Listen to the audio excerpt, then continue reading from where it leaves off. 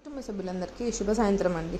So ఇకపోతే వంట ఏం చేద్దామని ఆలోచిస్తుంటే రొటీన్గా ఏం తింటావు పప్పు అని చెప్పేసి పెసరపప్పుతో తిందాము అని చెప్పేసి పెసరపప్పు హాఫ్, కందిపప్పు హాఫ్తో వంకాయలు వేసి కర్రీ చేశాను అనమాట.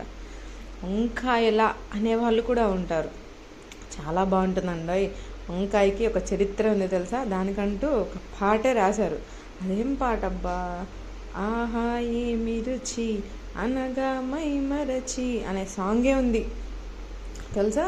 అసలు వంకాయ అసలు దానికి అసలు పేరు పెడతామా చెప్పండి, అంత బాగుంటుంది. వంకాయతో సంబంధించిన ఏ కర్రీ అయినా సూపర్, అసలు చెప్పాల్సిన పనే లేదు.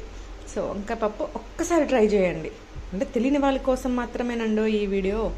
సో ఈ వీడియో మొత్తం చూసి వీలైతే లైక్ చేయండి, షేర్ చేయండి, పప్పు ఎలా ఉందో కమెంట్ చేయండి, అలానే సబ్స్క్రైబ్ చేసుకోవడం మాత్రం మర్చిపోకండి.